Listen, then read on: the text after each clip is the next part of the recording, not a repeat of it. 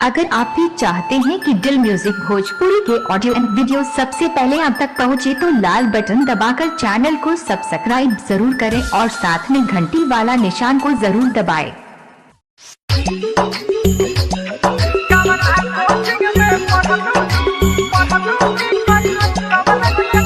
आप सुन रहे हैं इमरान भाई सोनी के चैनल पर के सुपरहिट प्रस्तुति।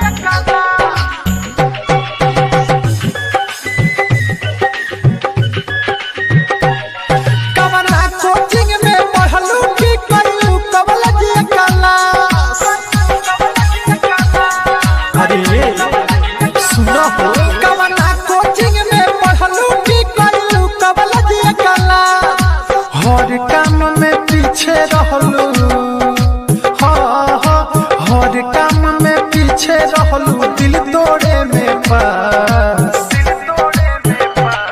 कवना कोचिंग में पढ़लू की कइलू कॉलेज क्लास, कवना कोचिंग में पढ़लू की कइलू कॉलेज क्लास। बोला हो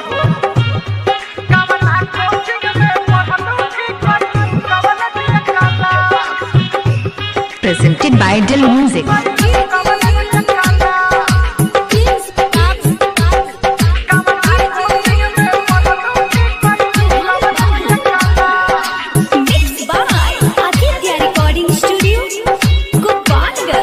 सुनर बहरू भोले बाकी मन तोहर काला हो,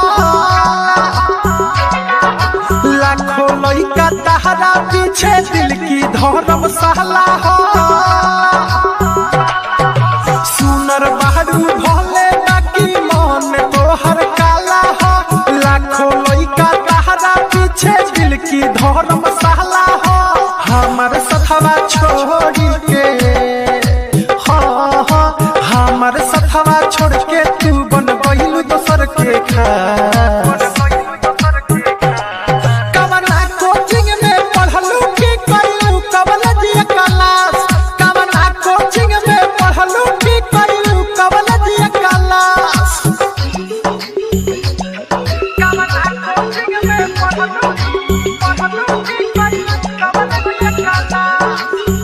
आप सुन रहे हैं इमरान भाई सोनी के चैनल पर के सुपरहिट प्रस्तुति।